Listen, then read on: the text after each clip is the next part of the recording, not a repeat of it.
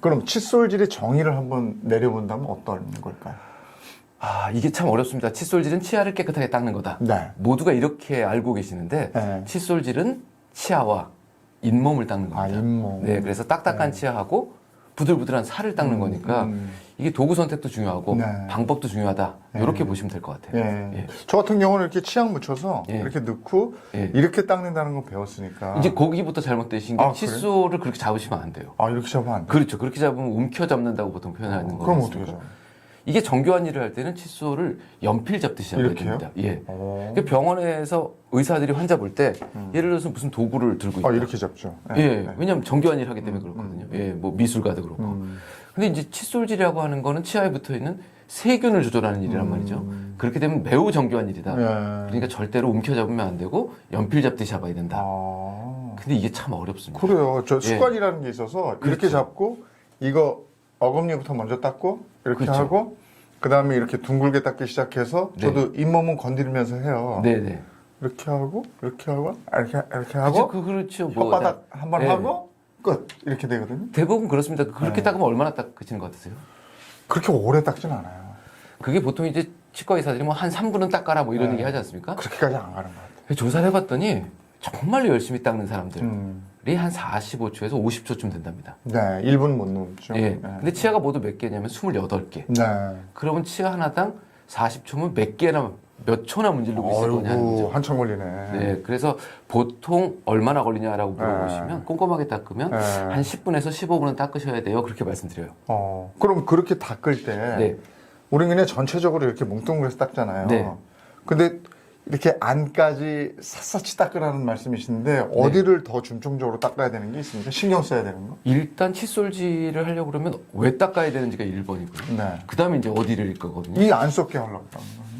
아, 근데 그것도 참 얘기가 길어지긴 하지만 네. 칫솔질은 충치와 크게 연관성이 없습니다. 아, 그래요? 네, 그러니까 이가 썩지 않도록 이를 네. 열심히 닦아라. 이건 좀 잘못된 말이고요. 우리 늘 그렇게 어려서부터. 칫솔질은 잇몸 질환을 예방하기 위해서 하는 아. 겁니다. 그러니까 칫솔질은 사실은 성인들이 훨씬 더 열심히 해야 되는 거죠. 애들보다는요. 어디에서 주로 문제가 생기냐면 치아와 잇몸 사이에서 주로 문제가 생깁니다. 요 치아 잇몸 사이. 그렇죠. 그 경계면이죠. 그 나이 드니까 그게 페이더라고요. 그렇죠. 그게 이제 칫솔질이 잘못돼서 그런 경우도 있고, 그 다음에 이제 여러 가지 원인이 있지만, 결국 기본적으로는 칫솔이 치아와 잇몸 사이에 닿아야 된다라고 하면, 기본적으로는 칫솔이 부드러워야지 살을 네. 건드릴 때 좀 덜 아프다는 그렇죠, 거죠. 그렇죠. 예. 네. 그래서 기본적으로 생각해 보실 때 1번은 치아와 잇몸 사이, 그 다음번에는 구석쟁이니까 치아와 치아 사이, 이렇게 두 군데가 집중해서 닦으셔야 될 부위입니다. 그러면 그 부위를 닦을 때 어떻게 해야지 제대로 닦는 거예요? 잘 생각해 보시면 치아와 잇몸의 경계보다 그러면 칫솔을 그쪽으로 살짝 돌리셔야 됩니다. 그러면 이에다 대고 똑바로 대지 마시고 약간 잇몸 쪽으로 기울이는 거죠. 그럼 이제 칫솔모가 잇몸을 살짝 향하지 않겠습니까? 그 상태에서 정말로 폼 클렌징으로 얼굴 문지르듯이 살살 닦으셔야 돼요. 여기 지금 이 모양을 가지고 네. 오셨으니까 한번 보여주세요. 치 아닙니까? 네. 그럼 보통 우리가 이제 이걸 자꾸 열심히 이렇게 닦는단 말이죠. 네, 저 이렇게. 예, 네. 이렇게 닦습니다. 네, 네. 이렇게 닦으면 잘 보시면 이렇게 뒤집어서 보시면 네. 이하고 이 사이에 칫솔이 안 들어가죠. 네, 안 들어가죠. 예, 여기 사이에요. 예, 요거를 요 상태에서 요만큼만 기울이시면 요렇게 들어갑니다. 들어가네. 예, 그래서 기본적으로는 머리에 90도, 약간 기울이면 45도. 그다음 이에다 밀착. 요게 일단 기본적인 자세라고 보시면 될 것 같습니다. 근데 여기를 닦으려면 요렇게 되고 요렇게만 움직이셔야 돼요. 살살. 예. 그래서 그 칫솔 털이 요 사이에서 안 나오는 게 보이지 않습니까? 박박 닦으면 안 되는구나. 치카치카 하면 안 되는구나. 네, 그 소리가 나면 무조건 잘못 닦는 겁니다. 그래서 이렇게 살살 문질러서 닦으시고 그 다음 이를 또 닦으시고 이렇게 한 개씩 닦으셔야 돼요. 그래요? 근데 이렇게 닦으시면 말씀드린 치아와 잇몸의 경계부에 칫솔이 전혀 들어가지 않아요. 그래서 우리나라 사람들이 대부분 다 잇몸 질환이거든요. 그래서 기억하셔야 될 건 주문같이 자, 요 놈을 닦아보자 90도, 머리를 살짝 잇몸 쪽으로 45도, 이에다가 설설 갖다 대고 이제 붙은 것처럼 느껴지면 그때부터 아주 작은 동그라미를 동글 그리는데 머릿속에 숫자를 세는 거죠. 하나, 둘, 셋, 넷 해서 한 20번쯤 닦습니다. 그러니까 다 닦으셨으면 칫솔을 이렇게 띄어서 다음 주에 또 90도, 45도 밀착. 요렇게 해서 또 동글 이렇게 해서 한 20번 닦으시고 이렇게 해서 하나씩 닦으라고 보통 말씀을 드려요. 그러면 칫솔 머리가 크면 안 되겠네. 그렇죠. 그게 네? 정답입니다. 요만해야 되네. 네, 되도록이면 작은 게 좋습니다. 아. 이게 우리가 어디를 닦더라도 네. 기본적으로 걸레를 들고 이렇게 닦는 거고요. 걸레를 여기다 껴가지고 이렇게 닦는 것 따지면 이게 훨씬 잘 섬세하죠. 닦거든요. 예, 그래서 머리가 작을수록 좋습니다. 아, 그렇구나. 그럼 우리가 전동 칫솔 요즘에 쓰는 분들도 많잖아요. 네, 그렇죠. 전동 칫솔은 요 헤드가 동그랗잖아요. 그렇죠. 동그란 놈도 있고. 거기도 괜찮겠네. 그게 이제 여러 가지가 있는데 동그란 놈도 있고요. 네. 칫솔처럼 생긴 놈도 있는데 이 두 가지가 작동 방식이 다릅니다. 전동 칫솔 동그란 거는 이게 동글동글 돌아가는 것처럼 보이는데 실제로 도는 게 아니고요. 이렇게 움직입니다. 왔다 갔다 하는 거죠. 그 다음에 칫솔처럼 움직이는 거는 이렇게 떨어요. 근데 두 가지 방식으로 봤을 땐 둘 다 효율적이지만 기본적으로는 떠는 방식 자체가 돌아가는 방식보다는 조금 더 안전하고 효율성이 좋다고 그럽니다. 근데 진동 칫솔 그러면 그런 전동 칫솔 쓰는 게 좋아요? 내 손으로 이렇게 하는 게 좋아요? 아, 이거는 자동차가 스틱이 좋아요, 오토가 좋아요, 똑같거든요. 예, 그리고 운전 잘하는 사람은 똑같습니다. 근데 운전이 조금 미숙한 사람은 오토가 훨씬 편하죠. 근데 이것도 제대로 조작을 못하면 이제 초보 운전으로 난 면허 땄다 그래서 오토 끌고 나와서 사고 나는 경우 많듯이 칫솔질 방법을 충분히 잘 알고 계셔야 전동 칫솔도 효과가 있습니다. 전동도 말씀드린 대로 똑같이 잇몸 쪽으로 살짝 기울이시고 그 동그란 건 기울어지지가 않습니다. 예, 기울이시고 제일 중요한 건 제가 이렇게 동글동글하게 닦는다고 말씀드렸잖아요. 전동 칫솔은 지가 움직이거든요. 그거 움직이시면 안 돼요. 아, 그 가만히 대고 계셔야 돼요. 네. 그래서 전동 칫솔 쓰실 때는 칫솔을 이렇게 자기가 떨고 있을 거니까요. 이에다 대고 요렇게 대고 있다가 다음에 요렇게 대고 있다가 요렇게 돼야 되면 소리가 보통 옹 소리가 난다. 옹 이렇게 되는 거거든요. 근데 이걸 사람들이 이러고 문지르고 다녀요. 그럼 이가 심하게 깎일 수 있어요. 예, 그러니까 조심해서 쓰셔야 될 도구입니다. 전동 칫솔 쓸 때는 그거 조심해야 돼요. 네. 하나 닦고 띄어서 닦고 해서 절대로 전동 칫솔은 문질르시지 않는 걸로. 예. 그럼 이렇게 양치질 할 때 꼭 공들여서 골라야 되는 세 가지 아이템이 있다면서요? 일단 기본적으로는 제일 기본적인 게 칫솔이죠. 근데 칫솔이 얼마만큼 차지하냐면 대략적으로 한 70%에서 한 60%가 칫솔입니다. 근데 칫솔은 기본적으로 몇 가지가 있는데 제가 좀 보여드릴게요. 예. 일단 칫솔 보여드리기 전에 이걸 한번 보여드릴게요. 이 화장실 닦는 소를 제가 하나 가져왔는데 자, 이렇게 생긴 놈하고요. 이렇게 생긴 놈하고 어느 걸로 닦으면 꼼꼼하게 닦을 수 있어요. 아, 요게 더. 그치, 요게 꼼꼼하게 닦입니다. 그러니까 머리통이 큰 것보단 작은 걸 찾으셔야 되는 게 1번이에요. 그 다음번에는 예를 들어서 요렇게 보시면 여기에 이제 털이 꽂혀 있지 않습니까? 예. 이게 보시면 플라스틱이 많이 보이죠? 요렇게 생긴 놈하고 요렇게 생긴 놈하고는 어느 걸로 닦는 게 잘 닦이죠? 이게 더 섬세하죠. 네. 그럼 결국은 머리통이 작고 털이 빽빽하게 찬 놈을 찾으시는 게 1번이에요. 근데 이제 돌아다니는 칫솔들을 보면 요렇게 생긴 놈이 있습니다. 요게 이제 뭐라고 얘기하냐면 미세모란 칫솔인데 옆면에서 보시면 칫솔털 끝부분을 다 이렇게 뾰족하게 잡아 빼놨어요. 이렇게 되면 닿는 면적이 별로 없어요. 부드럽긴 한데. 예. 이렇게 생긴 건 평평하게 생겼는데 닿는 면적이 좀 있을 거란 말이죠. 그래서 우리가 빗자루 살 때 빗자루 끝이 이렇게 뾰족뾰족하게 된 걸로 방바닥을 쓸고 싶냐는 거죠. 그게 기본적으로 이건 잘 안 닦입니다. 근데 사람들이 참 좋아해요. 맞아요. 이게 왜냐면 이쑤시개가 많이 꽂혀 있지 않습니까? 고춧가루는 잘 빠져요. 근데 고춧가루 빼는 건 우리가 칫솔이라고 안 그러고 이쑤시개라고 부릅니다. 그러니까 결국 기본적으로는 끝이 뾰족한 건 별로다. 그다음에 이제 머리통 크기를 잠깐 보시면 요렇게 세 개를 놓고 보면 어느 걸 고르시겠냐는 거죠. 요게 정답이군요. 그렇죠. 그래서 머리가 되도록이면 작은 걸 찾으셔야 됩니다. 그다음에 칫솔 털도 요렇게 이렇게 놓고 보시면 뭐가 차 있는 게 다르지 않습니까? 빽빽하게요. 예. 근데 보통 우리가 얘기하는 게 아무거나 이렇게 하나 골라 사면 대략적으로 한 800가닥에서 한 1000가닥 좀 요 안에 꽂혀 있대요. 근데 빽빽하게 꽂혀 있는 놈은 이놈은 한 6000가닥이 꽂혔고요. 그 다음에 또 다른 칫솔 하나 요렇게 생긴 놈은 이건 한 5000가닥이 꽂혀 있고. 그러면 이제 1000가닥으로 닦을 거냐 5000가닥으로 닦을 거냐 이러면 이제 이건 접촉 면적 차이가 꽤 있는 거죠. 그 다음에 이제 이 머리를 지나가면 이제 핸들이 나옵니다. 핸들 부분은 보시면 이렇게 생긴 디자인이 제일 많은 것 같아요. 이게 뭐냐면 여기다 손을 딱 올려놓기 좋게 홈이 오돌오돌하게. 그 다음에 또 이것도 손을 이렇게 딱 올려놓기 좋게 고무 손잡이가 달려있는 거죠. 여기도 이렇게 딱 넣게. 그립감이 좋죠. 힘주라는 거죠. 근데 말씀드린 대로 힘을 주면 안 되거든요. 이건 우리가 이렇게 잡는 습관이 있어서. 그렇죠. 예. 그러니까 이게 사람들한테 힘줘서 이를 문지르라고 가르치고 있는 칫솔이에요. 그러니까 되게 안 좋은 칫솔입니다. 희한한 거. 예. 근데 그렇게 잡으시려면 제일 좋은 건 연필처럼 생긴 그러네. 거예요. 이게 보시면 얘는 딱 모나미 볼펜처럼 생기지 않았습니까? 맞아요. 예. 그러니까 이렇게 생긴 것들은 잡았을 때 그립감이 연필 잡았을 때는 정말 안정적입니다. 그다음에 제가 뭐라고 말씀드렸냐면 90도, 45도 그 얘기를 했단 말이죠. 그럼 위에다 90도를 대고 45도로 돌릴 땐 이렇게 모가 쳐져 있으면 살짝 돌리면 안정적으로 또 딱 잡혀요. 그러니까 이게 각도 잡을 때도 좋기 때문에 되게 심플하게 생겼지만 칫솔 대는 되도록이면 연필처럼 생긴 걸 고르시면 좋겠다. 그럼 이제 기준은 다 나왔죠. 머리가 작고 그 작은 머리에 칫솔이 빽빽하게 들어있고 끝이 뾰족하지 않고 칫솔 대는 연필처럼 생겼고 그러네. 이게 이제 메인입니다. 네. 이게 제일 중요한 도구고요. 그 다음번에 고를 도구는 사실은 치간 칫솔이에요.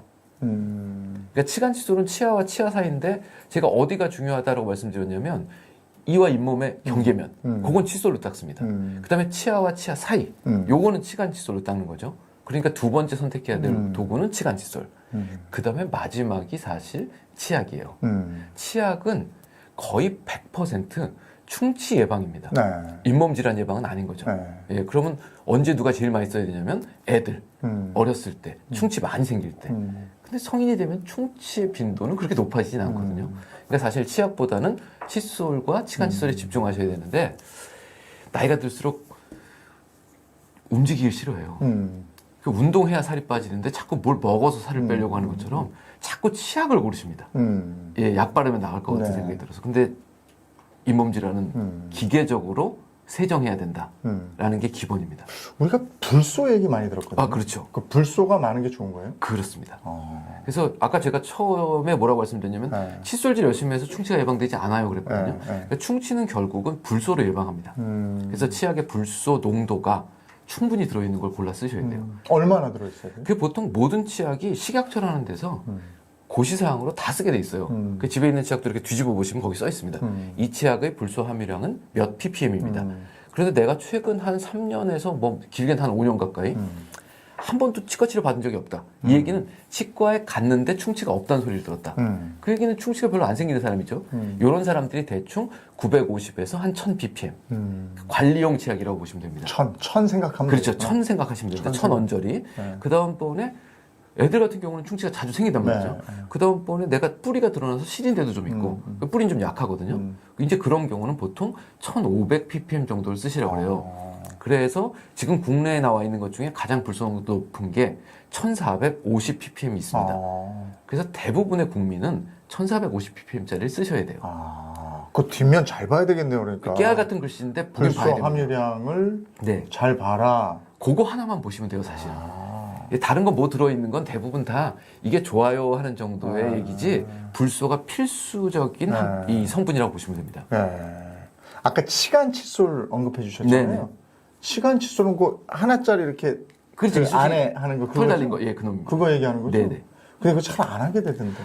아, 그게 습관이 안 돼서 그래요, 사실은. 근데 이제 한번 해보시면, 네. 야, 이게 이가 닦였구나 하는 느낌이 치간 칫솔에서 사실 납니다. 예. 제가 치간 칫솔도 큰 걸 갖고 왔는데 보통 이렇게 생긴 거 아닙니까? 네. 예, 이걸 이해될 수는 없지만. 근데 이제 이게 세월이 흘러가면서 칫솔질 안 된 기간이 길면 잇몸뼈가 내려가고 치아 사이에 구멍들이 뚫리는데 이 구멍 뚫리는 게 예전에 1940년대부터 치과 의사가 이런 얘기를 했어요. 나이 들어서 뚫리는 게 아니다. 그동안에 칫솔질 안 한 기간이 길어서 누적돼서 내려간 게 중년 때 드러나는 거다. 근데 그때도 이를 안 닦으면 자꾸 내려갑니다. 이게 내려간 위치가 구멍 크기가 다 달라요. 그러니까 요 구멍은 요만한 사이즈가 맞고 저 구멍에는 저만한 사이즈가 맞고 그래서 구멍마다 다른 사이즈를 쓰셔야 돼요. 아이고, 그거 좀 번거롭네요. 네. 이게 상당히 큰일입니다. 근데 치간 칫솔은 숙달되시면 한 2분 정도 걸려요. 네. 쭉 넣었다 빼는데 칫솔질은 한 10분 걸리면 한 15분이면 끝나는 일이거든요. 한 번 넣었다 빼면 되니까. 그렇죠. 하루에 15분 아침 저녁으로 투자하시면 인생에서 임플란트가 없어집니다. 아, 그럼 그 정도예요? 네. 그 정도 효과가 나와요? 이게 사람이 갖고 있는 병이 되게 많지 않습니까? 병원에 가보면. 근데 그 중에서 원인이 알려진 병이 별로 없대요. 암은 왜 걸리냐? 그럼 정확하게 아는 사람 없거든요. 근데 치과 질환은 충치하고 잇몸 질환이잖아요, 주로. 이 두 가지는 원인이 100% 알려져 있어요. 치료 방법도 100% 알려져요. 결국은 칫솔질하고 치간 칫솔 쓰시면 치과 의사가 필요 없는 세상이 옵니다. 예, 정말로 그렇습니다. 근데 칫솔이나 이 치간 칫솔이나 네. 이런 거는 어떤 때 교체를 해요? 아, 이게 이제 보통 뭐 네. 석 달에 한 번 바꿔라. 네. 뭐 위생을 위해서 한 달에 한 번은 바꾸는 게 좋다. 이런 얘기들은 제가 봤을 때는 칫솔 업체에서 하는 얘기 같아요. 예. 이게 빗자루는 언제 바꾸냐? 달았을 때. 그렇죠. 털이 벌어지고 빠지고 칫솔도 똑같습니다. 네. 근데 3개월 이내에 어떤 네. 칫솔이든 간에 3개월 이내에 털이 벌어졌다. 그럼 칫솔질 잘못하고 계신 거예요. 무슨 얘기냐면 힘주기 때문에 벌어지는 거거든요. 근데 3개월이 지나도록 계속 칫솔이 안 벌어지고 있다. 그러면 칫솔질을 부드럽게 잘하고 있다. 두 번째로는 조금 더 써도 되겠다. 그래서 저희 치과에 오시는 분 중에 한 6개월에 한 번 오셨는데 1년에 한 번 오셨는데 정말로 아무것도 없이 잘 닦고 오시는 분이 있어요. 스케일링 할 필요 없겠다. 이런 분들이 제일 많이 물어보는 말이 이겁니다. 선생님, 이 칫솔 6개월 썼는데 이거 더 써도 돼요? 이런 분들 입안이 제일 깨끗해요. 매달 칫솔 바꾸시는 분들이 제일 입안이 안 좋습니다. 털 벌어지면 안 됩니다. 네. 그럼 보관은요? 칫솔하고 치간 칫솔 보관을 살균 된다는데 이렇게 뜨거운 온도 있는 데다 이렇게 넣어놓고 딱 닫고 다음날 하고 이러는 분이 있고 네. 그냥 컵에다 꽂아놓고 쓰는 사람 있잖아요. 예. 어떻게 해요? 그것도 사실은 인터넷에서 사람들 재밌으라고 하는 얘기인데 뭐 살균기를 안 쓰는 것보다 쓰는 게 낫겠죠. 하지만 그게 엄청난 효과가 있지는 않아요. 균이 그렇게 많이 잘 죽지 않습니다. 칫솔이나 이 구강위생용품의 보관 중에 제일 중요한 건 건조예요. 건조. 바짝 말리시면 세균이 살기 어렵습니다. 그 아침에 한 번 쓰고 잘 말렸다가 보통 낮에는 나갔다 들어오시니까 저녁 때 쓰잖아요. 네. 그럼 하루 종일 마르면 또 밤새도록 마르면 아무 문제가 없어요. 그러니까 그냥 꽂아놓고 쓰시면 되는데 제일 중요한 건 우리나라 화장실이 습식이에요. 맞아요. 샤워도 하고 습기가 많단 말이죠. 그래서 칫솔은 웬만하면 밖에 두세요. 보통 그렇게 얘기합니다. 예, 칫솔질 깨끗하게 하시고. 내 책상 위에다 둬야 되겠다. 그렇죠. 그리고 직장 다니시는 분들은 서랍에 넣지 마시고 사무실 연필꽂이에 꽂아놓으시다. 그렇지. 예, 제일 좋은 건 햇볕 드는데 너무 좋겠다. 그래서 뭐 여건이 되시면 살균기 사서 쓰시는 걸 반대하지는 않지만 굳이 그렇게 필요하진 않다. 예, 그렇게 보면 되실 것 같아요. 자, 양치질을 할 때 꼭 있어야 되는 아이템 3가지 소개해 주셨는데 네. 그 밖에도 또 양치질을 할 때 여러 가지 아이템들이 많이 있어요. 그렇죠. 그래서 네. 이번에는 그 아이템들을 비교해서 일명 양치질 밸런스 게임을 한번 해보겠습니다. 예. 치실하고 치간 칫솔. 이건 100% 치간 칫솔입니다. 치간 칫솔. 네. 치실하고 치간 칫솔을 놓고 보면 이게 치실이 실 한 가닥으로 청소를 하는 거지 않습니까? 그러니까 열심히 닦으면 닦을 수는 있어요. 그런데 치아면이 완벽하게 매끈하면 올록볼록한 데가 없으면 실 가지고 닦을 수 있어요. 그래서 제가 보통 강의할 땐 이렇게 말씀드립니다. 여기 이렇게 생겼으면 힘들지만 이거 가지고 이렇게 닦을 수 있어요. 근데 치아는 이렇게 생겼대요. 여기 사이에 틈바구니가 있다는 거죠. 요 틈바구니는 아무리 실로 문질러도 세균이 삽니다. 그러니까 반드시 치간 칫솔로 솔로 문지르고 지나가야 된다라는 거죠. 치실과 치간 칫솔이 진짜 중요하군요. 네. 그걸 강조를 많이 해주시네요. 그 치실 쓰시는 분들 중에 이 얘기 하시는 분들이 있어요. 무슨 얘기냐면 이하고 이가 닿는 면적. 네. 거기 이제 딱 붙는 데는 치실이 똘까닥하고 들어가지 않습니까? 그 자리에서 충치가 생긴다고 생각하시는 분들이 있는데 거기는 놀랍게도 씹을 때마다 이가 이렇게 조금씩 움직인대요. 그래서 거긴 닦인답니다. 그러니까 거기다가 실을 넣었다 빼실 필요는 없고 실이 들어간다면 저 잇몸 밑 쪽으로 그 다음에 이와 이 사이에 들어가야 되는데 빈 공간이 삼각형이지 않습니까? 그러니까 결국은 삼각형 공간을 채울 수 있는 도구가 들어가 있는 거죠. 치간 칫솔하고 요즘에 이거 많이 쓰는데 예. 워터픽. 이것도 100% 치간 칫솔입니다. 그래요? 아주 간단하게 예를 들어드리면 이제 우리가 세차하러 가면 처음 하는 일이 물을 뿌려요. 네. 그게 이제 고압 세차건이라는 걸로 물을 뿌리지 않습니까? 물을 쫙 뿌리고 흙먼지가 다 닦인 것 같아요. 세차 끝났다. 집에 가자. 이런 사람은 아무도 없어요. 안 끝났지. 예. 왜냐하면 물 뿌려놓고 손으로 이렇게 딱 문질러 보면 흙먼지가 쫙 흘러내린단 네. 말이죠. 반드시 솔질을 해야 됩니다. 워터픽은 그거하고 똑같아요. 그러니까 겉에 있는 큰 덩어리 낙엽도 훑어내고 덩어리도 떨어내는데 세균막은 하나도 못 건드립니다. 그러니까 결국 음식물 찌꺼기를 큰 덩어리를 빼는 이쑤시개와 같은 용도다. 그래서 보통 물쑤시개다. 이렇게 얘기를 하는 거지 세균막 조절에는 효과가 극히 낮아요. 그러니까 그거 쓸 시간에 차라리 칫솔질 한 번 더 하시고 치간 칫솔 하세요. 이렇게 말씀드리는 게 맞습니다. 치간 칫솔이 중요하네. 정말 중요합니다. 제가 환자분들한테 뭐라고 말씀드리냐면 너무 바빠서 오늘 칫솔질 할 시간이 없다. 치간 칫솔과 칫솔 중에 뭘 선택할 거냐. 치간 칫솔 선택하세요. 그래요. 모든 병은 치아와 치아 사이에서 생깁니다. 예. 치간 칫솔 강한데 네. 가글 하고 혀 클리너. 저건 100% 혀클리너입니다. 혀 클리너 이렇게 네, 주네. 그렇습니다. 가글은? 가글들 많이 하던데. 일단 저 얘기를 먼저 조금 드리면 네. 혀 안에 미세한 돌기 같은 것들이 좀 있대요. 아. 그게 이제 미뢰라고 얘기하는 네. 것들인데 맛을 느끼는 건데 그 사이에 세균들이 산답니다. 네. 근데 칫솔 가지고 일단 안 닦인대요. 그래서 어떤 걸 쓰셔야 되냐면 날이 달려 있는 걸로 긁으셔야 돼요. 그 정도로 해야 돼요? 예, 그 날이라는 건 이제 뭐 칼날이 아니고 플라스틱인데 맞아. 끝을 있어요, 이렇게 있어요. 약간 가공을 하면 이렇게 긁는 게 있지 않습니까? 그래서 칫솔보다는 반드시 혀 클리너를 쓰셔야 되는데 왜 그러냐면 혀에 세균이 많이 산답니다. 네. 근데 가글은요 세균을 죽이기는 죽인대요. 근데 문제는 뭐가 있냐면 다 죽여요.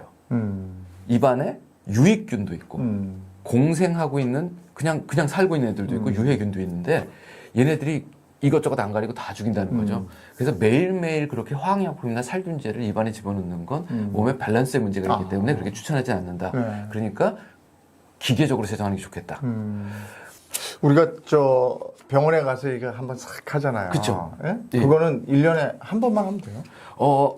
이렇게 얘기하면 이제 이게 오해의 소지가 있는데 네. 안 하시는 게 맞습니다. 안 해요? 안 한다는 얘기는 누가 긁어낼 정도로 심하게 쌓여 있는 게 없다라고 치과 의사가 판단하는 거죠. 스케일링 할 게 없는데요? 네. 스케일링 안 하셔도 될 것 같은데요? 이 소리를 들으시면 건강한 거예요. 근데 집주인이 청소를 안 해가지고 곰팡이가 쌓이고 난리가 생기면 청소업체가 들어와야 됩니다. 그렇죠. 그럼 청소업체가 들어와서 깨끗하게 닦고 가는 게 스케일링이에요. 나가면 어떻게 돼요? 주인이 청소 안 하면 금방 그렇게 되는 거거든요. 그러니까 6개월에 한 번씩 청소업체 부르지 마시고 자기가 매일매일 닦아서 건강한 상태를 유지하셔야 그게 건강이에요. 알겠습니다. 박찬진 치과 원장님 모시고 제대로 된 칫솔질 도구 고르는 방법부터 칫솔질의 정의까지 한번 쭉 알아봤습니다. 치간 칫솔 굉장히 중요합니다. 자, 계속해서 박찬진 원장님과 함께 칫솔질 잘하는 방법, 더불어서 치아 건강에 대한 궁금증 풀어보도록 하겠습니다. 양치질을 소홀하게 하면 네. 그래서 이가 잘 안 좋아지면 어떤 일이 생깁니까? 우선 일단은 기본적으로는 치과 질환이 생기겠죠. 네, 충치 생기고 또 잇몸 질환 생기고. 잇몸 질환 네. 생기고. 그럼 이제 충치나 잇몸 질환 생기면 뭐 먹기 힘든 일이 생깁니다. 네, 네. 그래서 사실 연세 드신 분들 같은 경우는 네. 1순위가 건강하려면 영양 섭취인데 네. 이게 잘 안 되는 제일 큰 단점이 있고요. 그다음에 이제 잇몸의 염증이라는 부분이 충치보다 훨씬 더 무서운 부분인데요. 이게 우리 몸에 혈관이라는 게 열려 있는 데는 한 군데도 없습니다. 혈관이 열려 있으면 세균이 혈관 속으로 바로 들어가면 이제 사람이 잘못하면 죽을 수도 있어요. 네. 이렇게 얘기하거든요. 네. 그래서 혹시라도 했는데 여기서 피가 나온다. 그럼 이제 응급 상황인 거죠. 네. 혈관이 여기가 네. 터졌다는 네. 거니까. 그 딱 한 군데 완전히 열려 있는 데가 염증 있는 잇몸이랍니다. 그래서 잇몸에 염증이 있으면 칫솔질만 해도 피가 난다는 건 어딘가에 혈관이 열려 있다는 얘기예요. 그 열려 있는 혈관으로 잇몸 염증을 일으키는 세균이 흘러 들어갑니다. 그 다음번에는 염증 물질이 흘러 들어가서 피를 타고 온몸을 돌아요. 뭐와 상관성이 있느냐? 뇌졸중과 연관성이 있답니다. 치매와 연관성이 있고요. 심장 질환하고 연관성이 있고. 그다음에 이제 저 밑에 있는 콩팥, 신장 질환하고 연관성이 있고. 그다음에 인공관절 하신 분들 인공관절에 문제 생길 수 있고. 그래서 전신 질환과 연관성이 되게 높대요. 예. 이게 좀 슬픈 얘기긴 하지만 이제 큰 병원, 대학병원 같은 데 있다 보면 이제 치과로 오랫동안 입원하신 분이 휠체어나 이렇게 타고 내과 선생님이 의뢰를 해서 치과에 오시는 경우가 있어요. 왜냐하면 오랫동안 입원하시면 칫솔질을 누가 해주지 않습니까? 그렇구나. 그러니까 뭐가 드시긴 하고. 근데 입안이 이제 염증이 심한 거죠. 그런 분들은 좀 슬프지만 내과 치료가 중요하니까 이를 다 빼달라고 그럽니다. 네? 관리가 안 되니까요. 그럼 이를 다 빼고 깨끗하게 이제 꿰매드리는 거죠. 봉합을 합니다. 그런 것도 있어요? 아니, 장기 입원하신 분들은 관리가 안 되니까 그런 분들이 있어요. 근데 놀랍게도 그러고 내과 병동으로 가실 거잖아요. 네. 한 2주 지나고 나면 이분 건강 상태가 확 좋아져요. 그래요? 이게 왜 그러냐면 몸 안으로 쏟아져 들어오던 세균의 입구를 막은 거예요. 그래서 보통 치과는 어디다라고 얘기하냐면 전신 건강의 입구를 지키는 과라고 얘기를 합니다. 왜냐하면 세균이 흘러다는 걸 막는 거거든요. 그리고 이제 좀 젊으신 분들 중에 앞으로 애를 가져야겠다.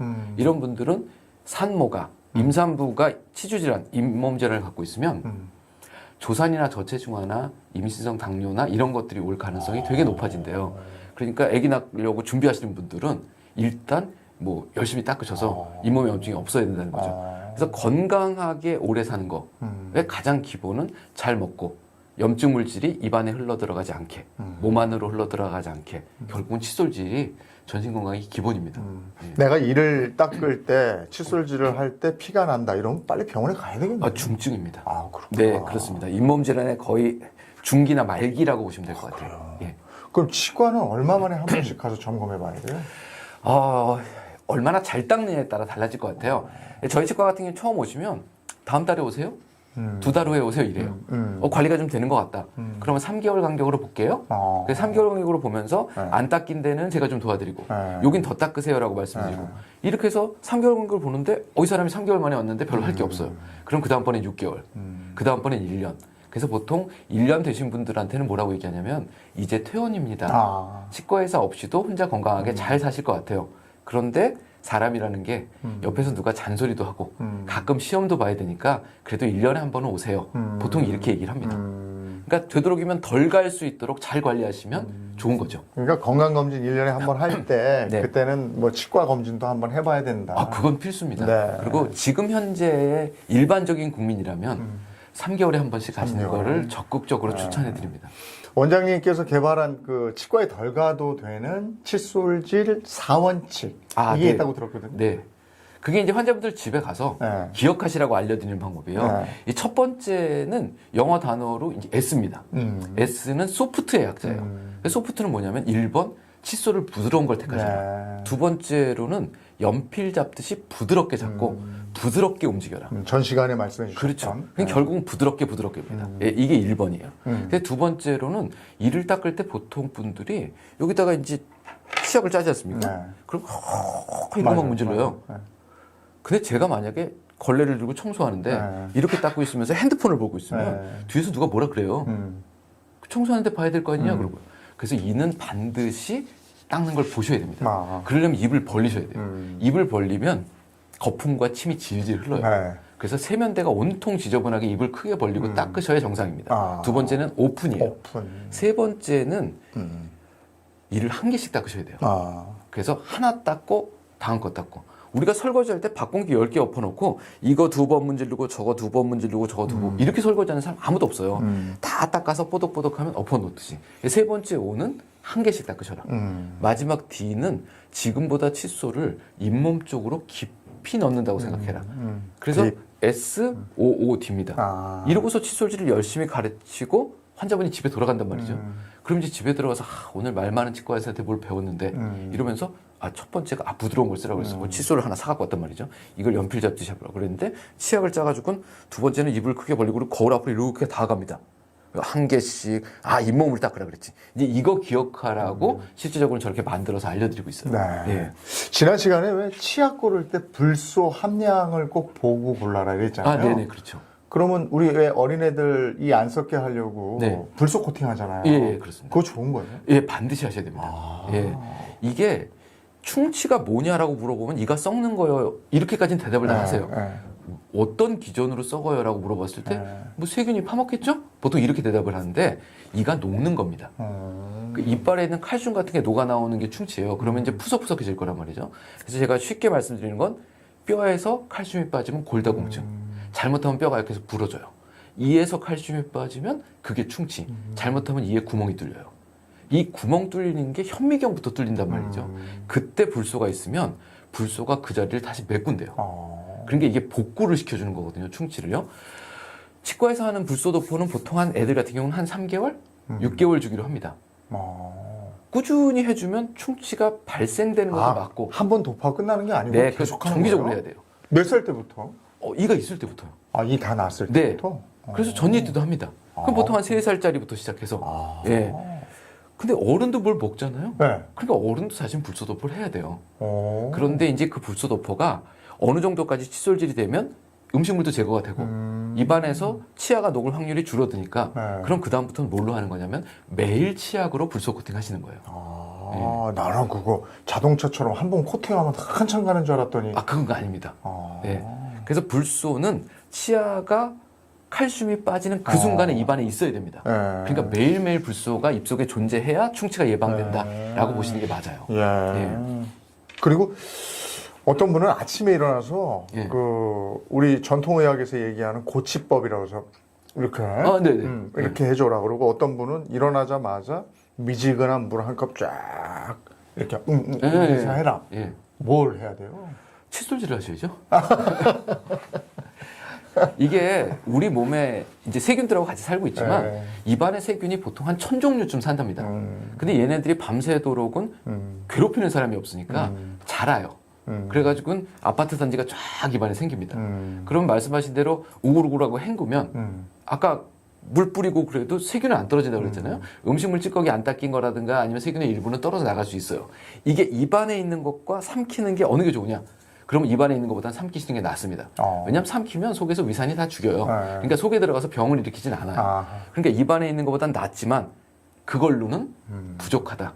그러니까 반드시 칫솔질 하시는 게 좋다. 그 다음번에 또 물어보시는 게 제일 많이 물어보시는 게 아침 먹기 전에 해요? 후에 해요?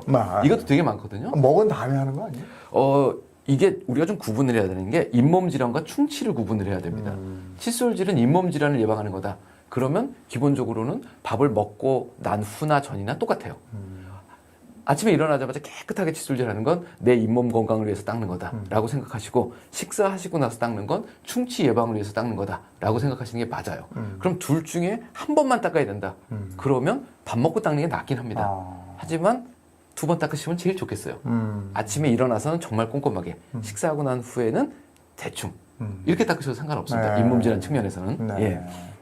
그리고 또 이제 현대인들이 바쁘다 뭐다 그래도 네. 양치는 해야 된다 이런 생각 때문에 네. 그 씹는 치약도 나왔다고 그러거든요.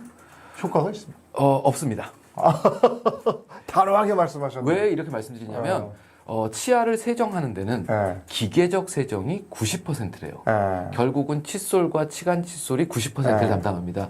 그 10% 내에 치약도 있고 워터픽도 있고 가글도 있는 거예요. 그러면 그게 효과가 있다고 얘기하려면 90% 하고 추가적으로 썼을 때 효과를 논하는 거지 90%를 제하고는 얘기할 수 없는 거죠. 그러니까 칫솔과 치간 칫솔을 놓고서는 그 외에는 다른 도구를 고민하실 필요는 전혀 없습니다. 없다. 예. 칫솔질 할 때 우리가 333 뭐 규칙이라고 그래가지고 네. 그게 있잖아요. 하루에 3번 씻고 3분 이내 뭐 3분 이상. 네. 이게 정석입니까?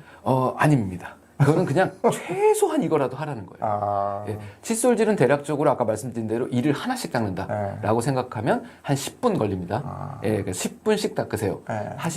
대신에 하루에 2번 닦으시면 됩니다. 아침 저녁으로 정말 꼼꼼하게 닦으시면 333은 지키지 않으셔도 건강하게 사실 수 있어요. 예. 그리고 우리가 이에 안 좋은 거 단 거, 사탕, 초콜릿 이런 거 아이들 이 썩는다고 못 먹게 하잖아요. 네. 실제로 이에 제일 안 좋은 게 뭡니까? 1차적으로 치아에 안 좋은 첫 번째 성분을 고르라면 그게 산입니다. 산 성분, 시큼한 거. 예, 그걸로 이가 녹는 거예요. 삭는 겁니다. 근데 왜 설탕을 먹지 말라고 그러냐면 당분이 세균에 의해서 입안에서 즉시 산으로 바뀐대요. 그러니까 설탕을 먹는 것과 산을 먹는 건 똑같습니다. 그러니까 요즘 애들 같은 경우 제일 안 좋은 건 젤리죠. 젤리 편의점에서 가서 사보면 새콤달콤하고요. 요즘은 또 그 위에다가 하얀색 산가루를 뿌린 게 있어요. 먹어보면 아주 시큼한 맛이 납니다. 그 다음에 이제 연령대가 좀 높아지면 산 성분이 제일 많은 건 음료수예요. 그래서 편의점에서 팔고 있는 음료수는 전부 다 산과 당이 들어있습니다. 그래서 콜라 사이다 안 좋은 건 다 아실 거고. 그다음에 요즘 또 약간 상업적으로 이건 제로야 이렇게 얘기하는 게 있죠. 그 얘기는 설탕이 안 들었다는 얘기예요. 산은 그대로 있습니다. 그러니까 보통 환자분들이 제로 콜라, 제로 사이다 얘기하실 때 제가 벌써 말씀드리는 게 피자 먹을 때는 콜라 먹는 게 맛있다. 그러니까 그때는 제일 맛있는 당 들은 콜라를 먹고 피자를 매일 먹지 않잖아요. 그러니까 콜라를 매일 안 먹으면 된다. 이게 사실 맞는 거지. 난 제로 먹어. 그래서 많이 먹는 건 별로 안 좋다는 거예요. 나이가 더 들면 그 다음에 드시는 산은 건강을 위해서 드시는 산이 있어요. 나는 레몬청을 담가 먹어. 유자청을 담가 먹어. 맞아요. 그 다음에 모과청. 잘 생각해 보시면 유자, 모과, 매실 이런 것들은 못 먹는 과일이에요. 왜 못 먹냐면 너무 떫고 셔서요. 강산이라는 얘기입니다. 그거 담그실 때 동량의 설탕을 넣으세요. 그럼 강산에 설탕을 넣는 거잖아요. 그럼 애들 먹지 말라고 하는 사탕보다 더 나쁜 거예요. 그러니까 그거는 치아 건강에 정말 안 좋습니다. 예. 그래서 그게 전신 건강에 얼마나 좋은지는 제가 잘 모르지만 치아 건강에 정말 안 좋기 때문에 건강을 위해서 아침마다 한 숟갈씩 떠 드신다든가 아니면 그걸 매일 차를 타서 드신다든가 정기적으로 드시는 거를 적극적으로 피하셔야 됩니다. 산이 안 좋다. 네, 산이 1번입니다. 그러면 그런 걸 하여간 먹을 때는 어쨌든 맛있게 먹고 네. 바로 칫솔질하고 치간 칫솔 쓰고 이러면 되는 거죠? 말씀드린 대로 칫솔과 치간 칫솔은 잇몸 건강이고 지금 충치 얘기지 않습니까? 네. 근데 만약에 충치는 무조건 산이야. 예, 산이 들어갔는데 이빨이 푸실푸실하게 녹고 있어요, 산에.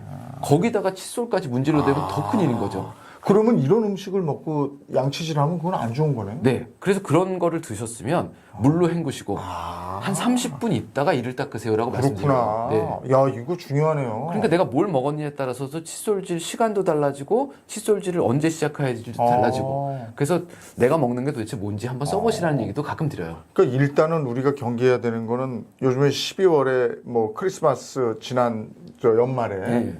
산이 많은 뭐 탄산음료니 뭐 이런 거 많이 먹었단 말이에요. 그럴 수 있죠. 네. 그러면 그 즉시 양치하는 건 안 좋은 거네. 네. 내가 그리고 직장인들도 내가 점심에 뭘 먹었나 보고 네. 사무실 들어가서 바로 닦아내고 이러는 게 아니고 먼저 해서 뱉고 네. 그다음에 한 3, 40분 있다가 그때 양치질 해라. 그래서 알겠습니다. 평균적으로 칫솔질하는 시간은 뭐라고 말씀드리냐면 직장인 말씀하셨지만 밥 먹고 커피 마시고 수다 떨고 다 떨고 오후 근무 시작하기 10분 전에 이를 닦으라고 그래요. 네, 그게 제일 좋습니다. 저는 무조건 먹자마자 닦는 게 제일 좋은 줄 알았어요. 그렇진 않습니다.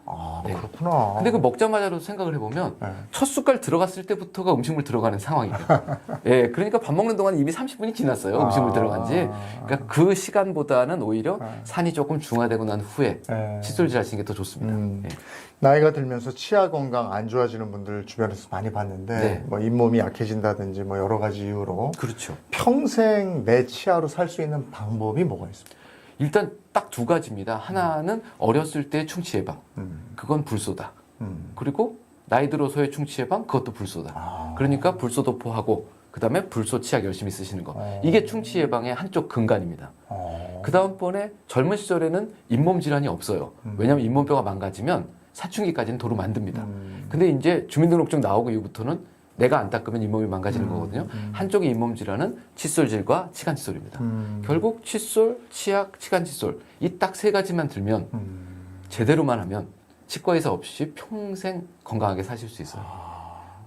저는 오늘 네. 또 불소도포가 이렇게 중요한 건지 몰랐어요. 중요합니다. 네. 알겠습니다. 예.